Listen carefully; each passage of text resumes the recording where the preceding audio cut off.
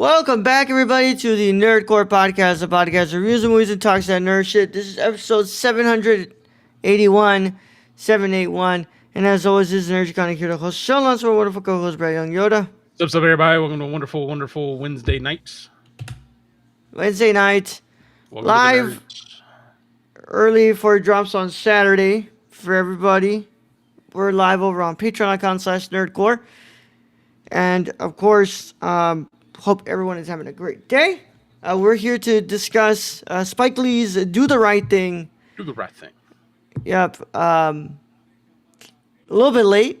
You know, we were supposed to do this like on Monday, but yeah, that happened. Reasons. And then I went out yesterday to celebrate Rachel's birthday, so you know, couldn't say no to that. Yep. So happy birthday to them. Yeah. So Brad, before we can get into the review, how are you doing, bro? I'm doing all right. Didn't do much today. I did finish Ironheart, so I watched the last 3 episodes. Is Stacy in the chat? Stacy, you in the chat? Not yet. He's not in here yet. Okay. Well, I'm gonna send this out into the ether. Stacy, you are required to come on at least for the final. Well, there's only going to be one review because there's only one review, bro. You're required for the review of that. And if you haven't watched it, there's reasons I'm saying this. Yeah. I have not watched the last 3 episodes of Ironheart. I just watched this movie right now.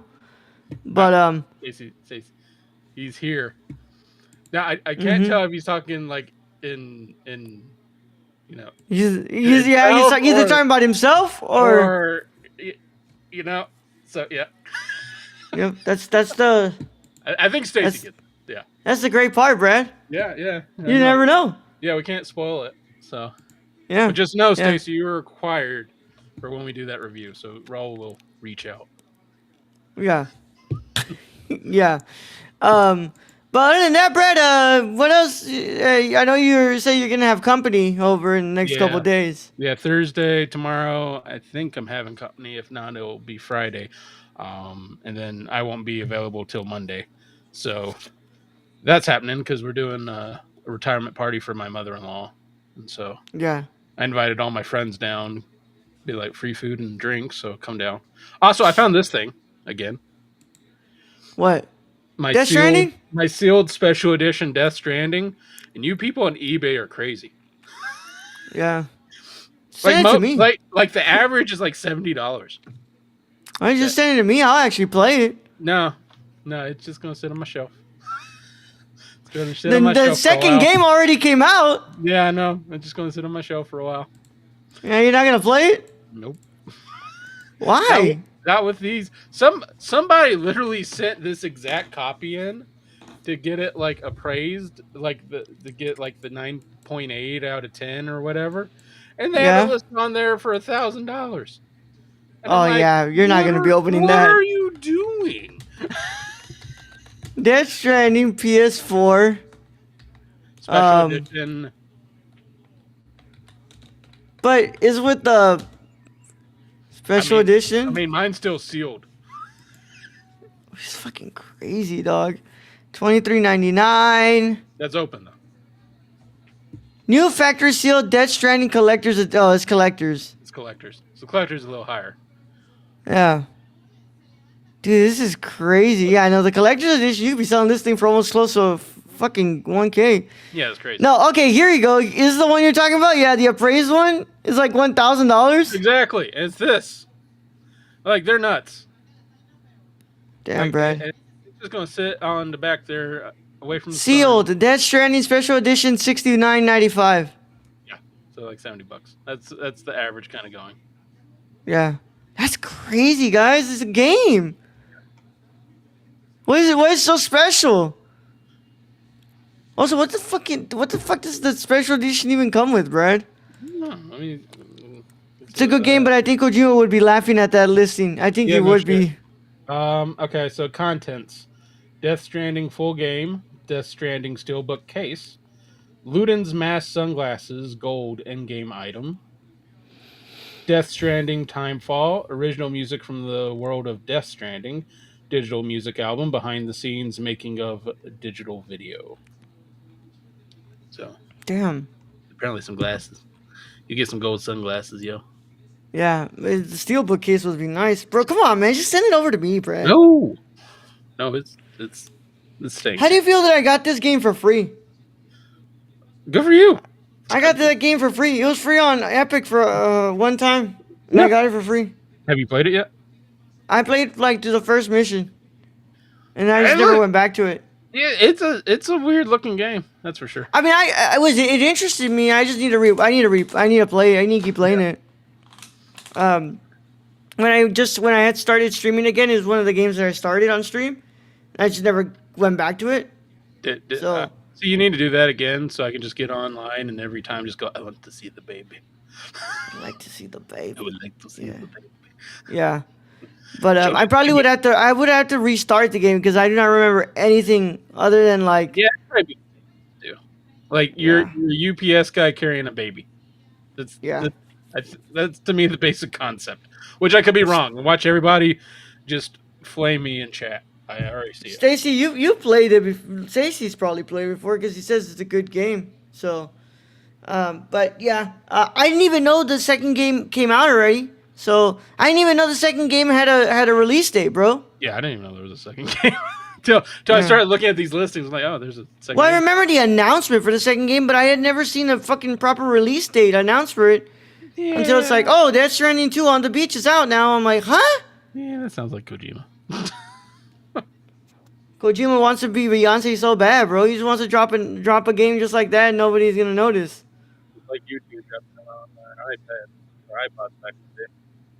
Yeah.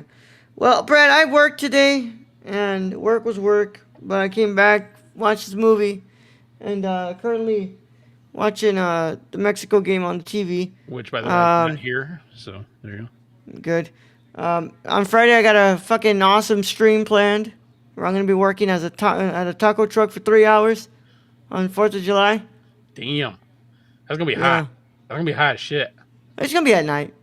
Oh, it's gonna be a night. Okay, well, that's better. Yeah. It's still gonna be hot Yeah. as shit. Still gonna be hot, but Yeah, it's gonna be at night. not during the day. Okay, yeah, that's kind of cool. Yeah. He wants me to come in at like he told me like, yeah, dude, it starts getting really hot, really cool here around like active around 8 o'clock. I'm like, okay, I'll go around like 7.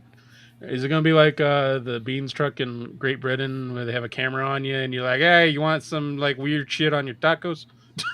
Shut up, yeah. Like baked We're gonna beans? learn how to make tacos, and then we're gonna what's it called? And then we're just gonna get to know some people. Eat some flaming hot Cheetos. Yeah, fuck you. Don't have Disney Plus, but read the Wikipedia on Ironheart. They finally cast the guy, and it's Mephisto. No, you read that is the wrong movie. You watched the fucking Pornhub Yeah, parody. you watched the Triple X version. Yeah. All right, Brad. Let's go ahead and do this thing, bro. So if you guys have not watched Do the Right Thing, you should probably get out of here if you care about spoilers. But if you don't care about spoilers or you've already seen the film, go ahead and stay. Either way, how it goes. This is your one and only spoiler warning, and it is in effect after these words from our sponsors. In a 5, 4, 3, 2, 1. Today's episode of the Nerdcore is brought to you by SeatGeek. Whether you want to see your favorite band, sports team, or comedian, SeatGeek has you covered. We're proud to be partnering with SeatGeek to offer you $10 off your first order with code TheNerdCore. That's $10 off your first order at SeatGeek.com with code THENERDCORPS. So take a seat at your next live event with SeatGeek. Thank you. Now let's get back to today's video. Do the Right Thing is a 1989 American comedy drama film produced, written, and directed by Spike Lee. It stars Lee, Danny Aiello, Ossie Davis, Ruby Dee, Richard Edson, Giancarlo Esposito, Bill Nunn, John Turturro, and Samuel L. Jackson, and is the feature film debut of Martin Lawrence and Rosie Perez. The story explores a Brooklyn neighborhood's simmering racial tension between its African-American residents and the Italian-American owners of a local pizzeria, culminating in tragedy and violence on a hot summer's day. Do the Right Thing premiered in the 42nd Cannes Film Festival on May 19, 1989, and was released in the United States on June 30th, 1989 by Universal Pictures. A critical and commercial success, the film received accolades including Academy Award nominations for Best Original Screenplay and Best Supporting Actor for Aiello's portrayal of Sal, the pizzeria owner. In 1999, it was selected for the National Film Registry by the Library of Congress, citing its preservation as culturally, historically, or aesthetically significant. In 2022, the film was ranked the 24th greatest film of all time in Sight and Sound magazine's The Decennial poll of international critics, programmers, curators, archivists, and academics. It has since been featured on many other lists of the greatest films of all time by numerous critics. Cinematography by Ernest Dickerson. Edited by Barry Alexander Brown. Music is done by Bill Lee. And, of course, sits at 2 hours. And on a budget of $6.2 million, they made $37.3 million at the box office. Wow, I thought that was going to be higher for the budget. Yeah. Yeah. Um. So, Brad, I mean, I'll go ahead and say, Brad, I've never seen Do the Right Thing before. I've never seen Do the Right Thing. I have seen clips. I have heard people review this movie. I have never watched the movie in total until now. Yeah. Until now. Yep. That's why. So, I think our conversation went because Roll needed an extra movie, and he's like, "What's one where like it's really hot, like outside?" Yeah. Because currently we're fucking dying out here, man. The monsoons keep edging us, bro. Like they're like, "Oh, it's going to rain." It ain't rained yet. Fuck you. It ain't fucking rained yet. But the first movie that came to mind was this to me, because I've always heard like a lot of the issues that come up is because it's so fucking hot in New York City during this movie, and a lot of the tension is built up because of that, because of other things too, but a lot to do with the heat. Oh, and we've already seen Dune, as Stacy said. All the dunes. We've seen all the dunes. Yeah, we've seen all the dunes. Yeah. But Brett, I had to say that this movie's incredible. Fuck, it's almost sad that this movie's still relevant all these years later.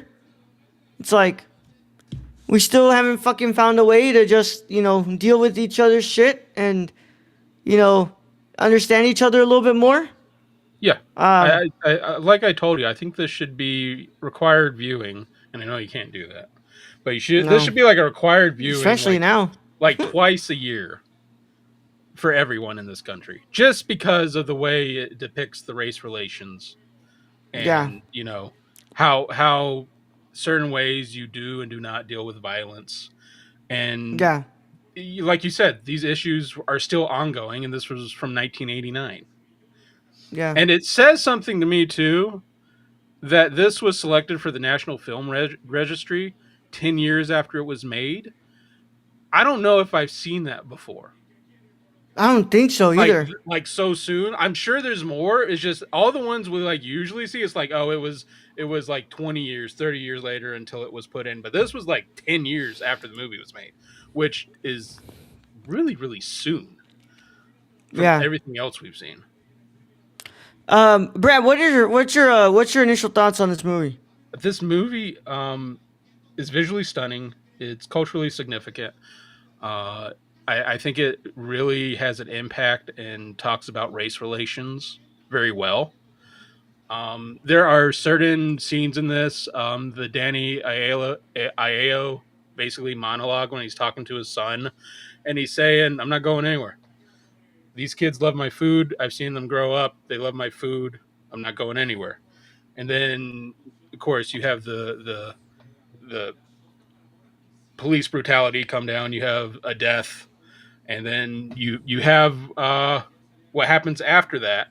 And honestly, I think the scene where Mookie throws the trash can through the window of, I think it's Sal, right? Sal's shop.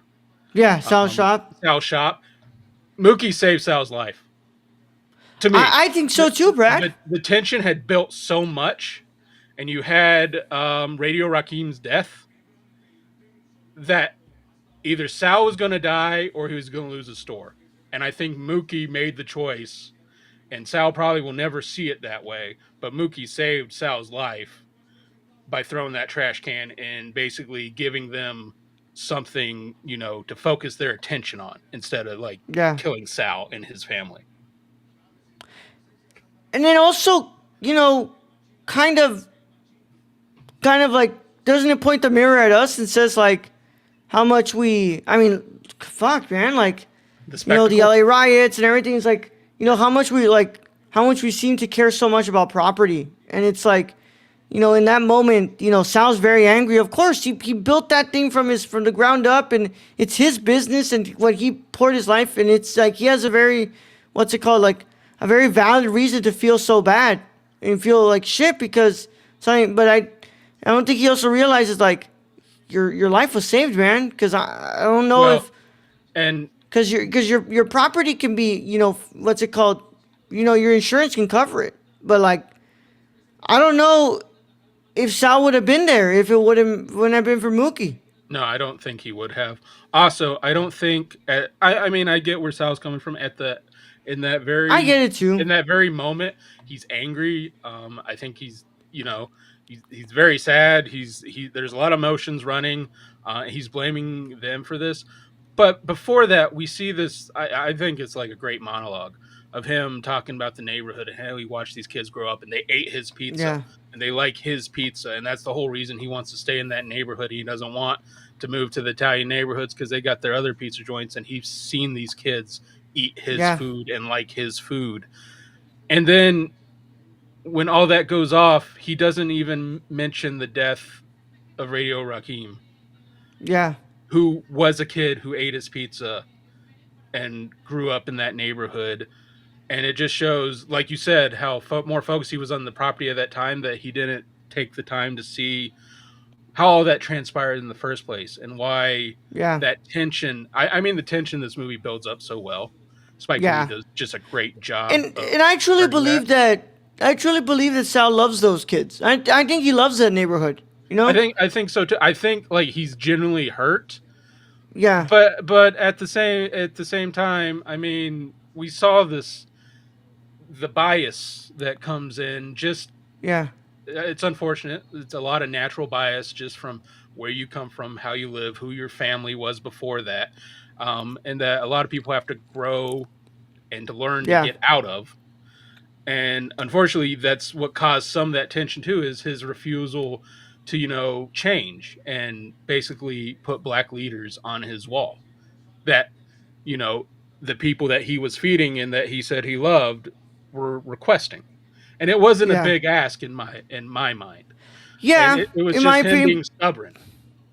yeah. But I also think what's it called? I also think about that character Giancarlo Esposito. And I also kind of like look at him and I'm like thinking in the back of my head, it's like, I know that request isn't coming from, what's it called? Because you want to force this person to like, what's it called? Put a picture of a black leader there. It's like, I know that what's it called? Request is coming from a hurt of feeling like you're not being seen in your own neighborhood Yeah, by somebody who's been there for years.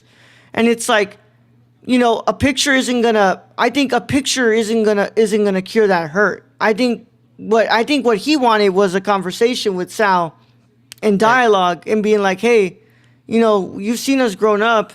Like, do you actually, like stand with the people of this block, of this what's it called neighborhood? It's like and that, I don't think it was ever about the picture. no, I don't think it was ever about the picture. I think I think it was more about him feeling like he was not seen by Sal. yeah, and I think just with the tension that rose between all these characters, that Yeah, that conversation couldn't be had at that moment, and it's unfortunate because I'm sure had they yeah, sat down and talked it over, I feel like just from listening to Sal would have budged. He would have yeah, budged in some form in my mind had they sat down and had that conversation, but feelings were so tense that yeah. it just couldn't happen. In the whole movie, you feel it from the beginning, bro. Like there's something wrong here. Like there's something that's like building up. Everybody is like, it's hot as a motherfucker, right? But Not everybody helping. else, yeah. But everybody in that neighborhood is like talking down to each other, racially. You know, like what's it called? They're doing it to the Puerto Ricans. They're doing it to the what's it called to Sal.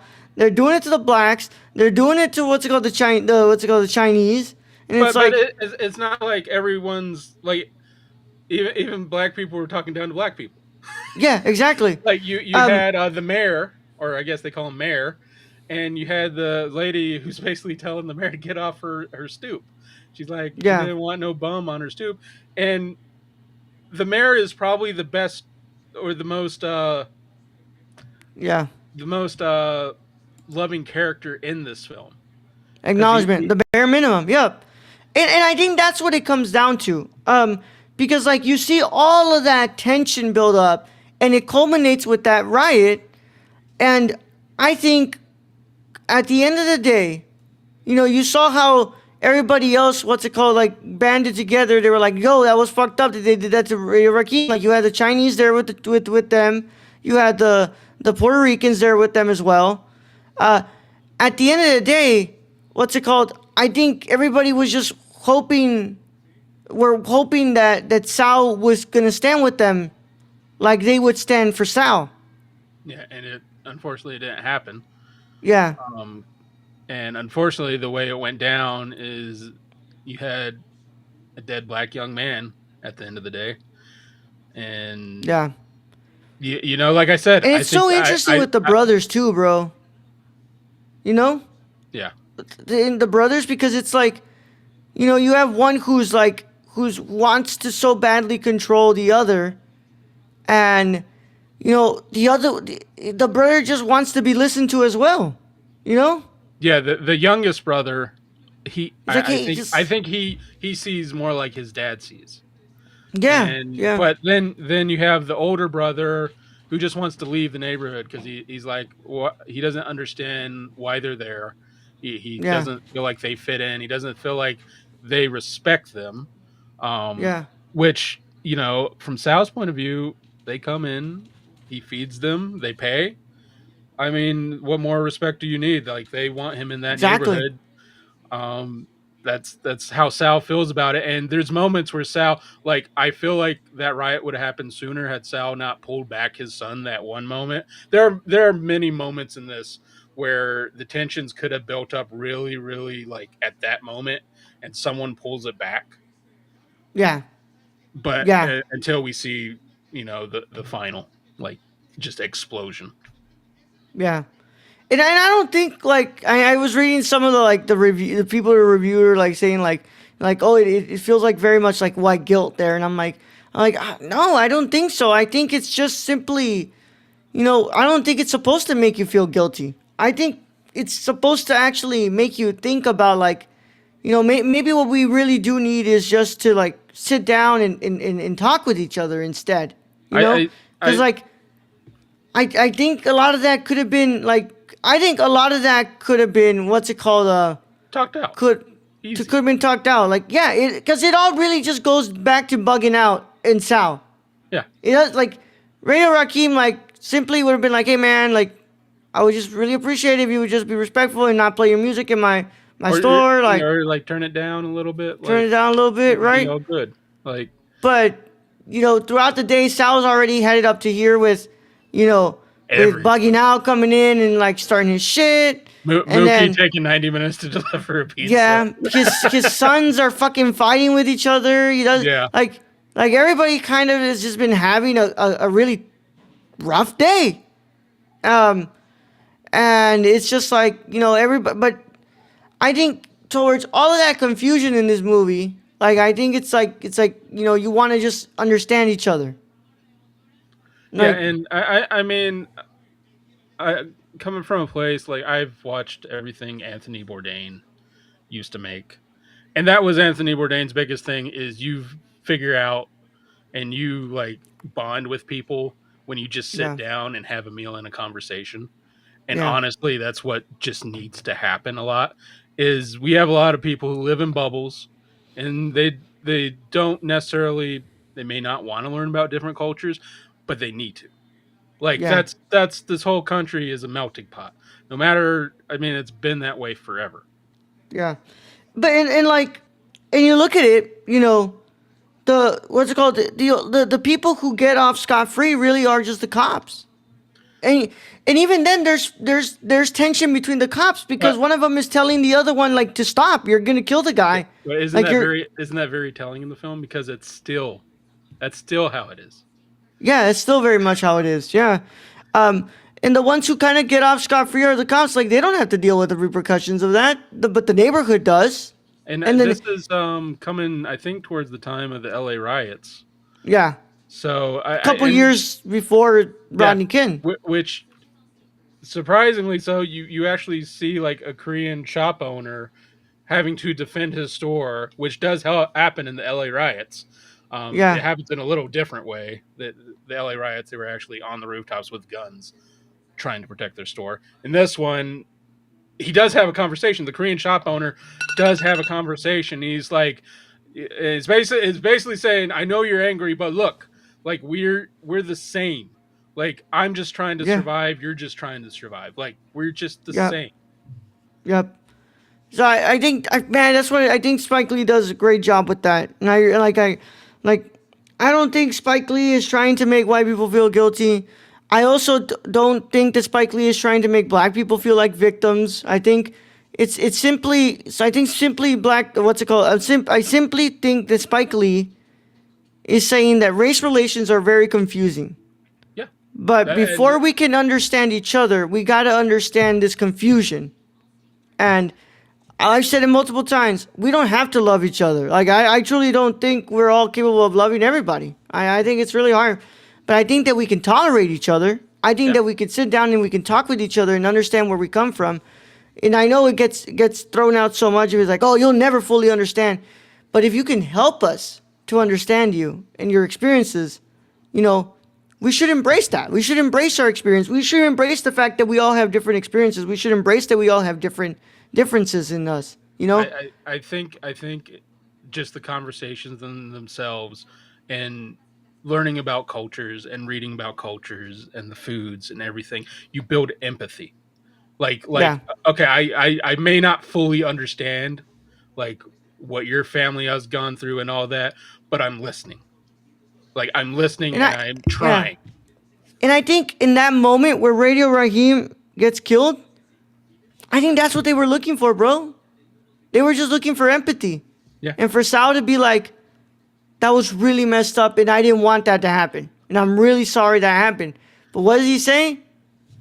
You gotta do what you gotta do. Yeah, which is It was I like the worst complete thing you could have opposite. just told him. And like I said, Mookie saved Sal's life. I think he did too. Mookie may not realize it at that time what he did. I think Mookie was one of the smarter characters in the show, so in the movie. So I think he Yeah. probably had an idea of they were going to kill Sal. They were going to kill Yeah. Sal and his family if they didn't have something to turn their anger on. And Yeah. that was the last ditch like moment. Mookie knew that Sal's got insurance on this place. It's got to be this way. Yeah. Yeah. But I also do believe that that Mookie, isn't a perfect person either because it's like what's it called? Because girl tells him like like you spend all this time like trying to make money and trying to like do all this like you barely even talk to your son, you barely come and see me, and he what's it called? It kind of happens there with Sal, and he's like Sal tells him like what's it called? Like it ain't about the money, like, it's not about the money, it's about what you make is like your legacy, your legacy, and it's Yeah, like but that's where they're in a different place. I think with age comes a little wisdom in that because mm-hmm, Mookie's in it for the money. Mookie's a young 20-something-year-old with a yeah, kid and a girl, and he's like, I gotta get the money. Like I gotta get the money while I can get the money so I can get out of my circumstances. yeah, And that's I mean, which I get. I mean, when I was in my 20s, it was important trying to get as much money as I can. You yeah. know, But man, I loved Rosie Perez in this, man. It was Woo. great. Rosie Perez. We didn't mention Samuel L. Jackson, which it was amazing. The first person we hear is Samuel L. Jackson because I'm going, what the fuck, Samuel L. Jackson in this movie too? Yup. He's in every fucking movie. Martin Lawrence's first role too. That was I did not realize that was his first role. Okay. Yeah, it was his debut, bro. All right. I mean, he wasn't in there for a long time, kind of like Rosie, was it? Actually, this might have Yeah. been Rosie's Perez because it said Yeah, it was Rosie Oscar's playing Perez's Rosie. Yeah. debut as well. Which I don't know where Spike Lee like found like to cast her, but good on Spike Lee. Yeah, I loved it, bro. I loved everybody in this cast, man. I thought it was a great movie. I thought it was a great, and I love the camera. I love how like it gets kind of in your face, and It builds attention. it's our characters speaking directly to us. Yeah, and also the cinematography wise, we've seen a lot of films in the '80s and like early '90s. Like I think Teenage Mutant Ninja Turtles, and you usually have that film haze on it, like something from the '80s and '90s where the film wasn't that great, and this is like totally opposite. Like you see, just the three guys talking, and they got that really colorful red wall behind them. Like that shit popped. Like cinematography on this is spectacular. Fantastic, man. Yeah, I thought it was an incredible movie, Brad. Yeah, I really wish everybody would watch this, and I wish they would, just start to empathize with each other. Get out of your comfort zone. Go Yeah. to what me and my friends like to do is we like to go to these restaurants that we haven't been necessarily before. Like, oh, new Thai place opened up. Okay, cool. Let's Yeah. go to the new Thai place or the Korean place. And, eating someone's food, I think, is a very big sign of like respect and just wanting to know that culture in a way. Yeah. Yeah. And I think we also just need to stop seeing empathy as equating empathy with guilt. What's it called? Just because someone wants to empathize with another person doesn't mean that they feel bad about everything about what they've done. It's like because to be fair, guys, like we're this far into this what's it called world. Some of us have nothing to do with what happened in the past, and shit, some of us don't benefit from the shit that happened in the past because like what's it called? And like I said, I think I don't know if it's as prominent in this film, but I truly think the only thing that separates us is class. It's class. It's truly the only thing that separates us.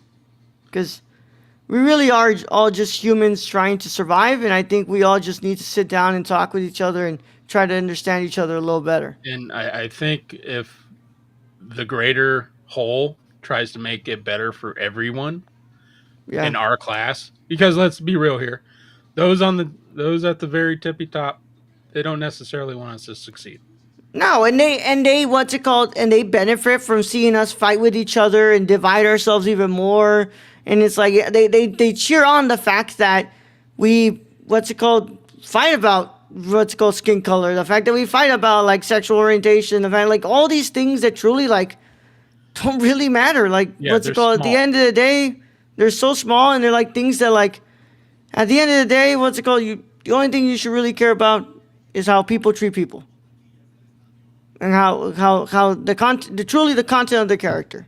Yep. But as the final frame of this movie, Brad says it's all confusing because you will always have two different sides you have two different sides to an ideology. You'll have sides like Dr. King and you'll have sides like Malcolm X, and it's like both have things that they're both right about. Yeah. And it's what makes it confusing. I mean, I think that was a great thing to put in perspective is even, even our leaders, they may disagree and there may be things right with them. So just know it's all confusing for everyone. Yeah. But we'll never understand the confusion if we don't talk with each other. Yeah. And if we're not willing to talk with each other and have a dialogue, nothing's ever going to happen. That's kind of what's happening nowadays is a lot of people just are unwilling to talk for whatever reason. Yeah, that's the thing. We need to get beyond that mindset. Yeah, we do. Time for Alligator Alcatraz, or its sci-fi equivalent, Sharknado holding cells. Yep. Yeah.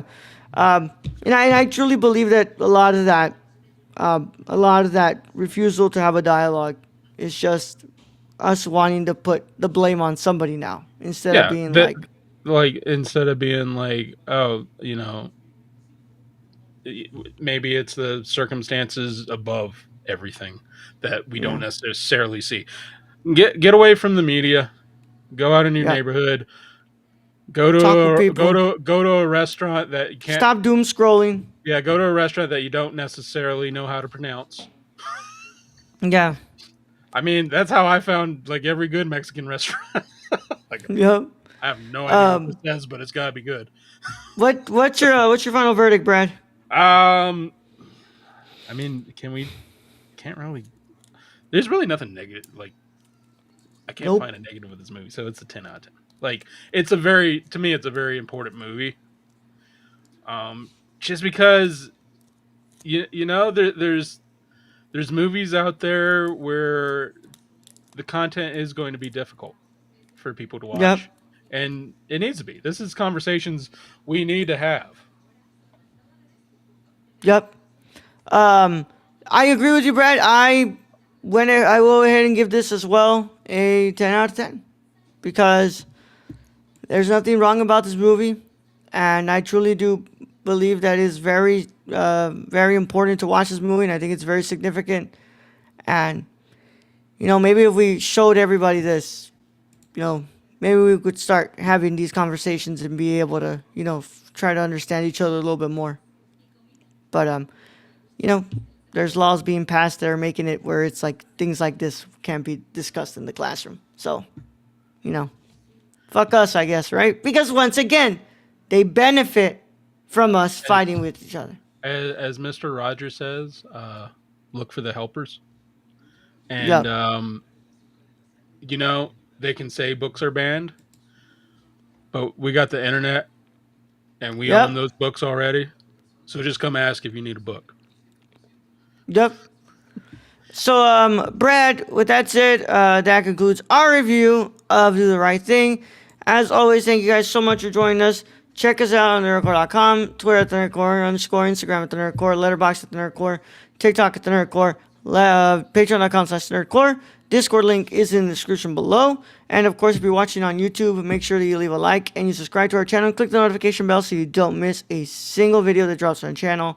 Leave a comment as well. Tell us what you think about Do the Right Thing. And do you agree with us or do you disagree with us? Keep If you're it keep listening it to us, civil though. Keep it civil. yeah. Like we're open to conversation. Just don't like come in the comments like you guys stupid. Yeah, you start yelling, Yeah, not a lot of shit's gonna yeah, happen I'm with not, you, yo. no, yeah. We just ignore Yeah, you. Been doing yeah. it for years. But of course, if you're listening to us on your favorite podcast app of choice, follow us and leave a 5-star review if you can. All that helps us out so much as well. And of course, you know, um, thank you to our Patreon supporters. Without them, none of this is possible. We love you guys. Thank you guys for being amazing and always supporting us in any way you guys can. Tell them about our executive producer Shane, Brad. You can follow our friend Shane at twitch.tv/xsrk or on Twitter at thrifted.il or go buy something from the Suppy God at dpop.com/prison city vintage. Yep. And of course, we would also love to just thank our subscribers, our podcast listeners, our readers on the website, everybody. We love you guys so fucking Oh, much, and we those in appreciate Discord. everybody. Those in Discord, Discord. yup, the Discord pals, the patrons, everybody. We love you guys all so much, and we thank you guys so much Specifically for your Stacy. yeah. Stacy, who's always chatting here with us. We love you guys so much, and we thank you guys for always being in here and always chatting with us. So we wouldn't be anything without you guys. I just want to put out there, watch our Ironheart review when that comes out, because Stacy will be on that. I will force Stacy.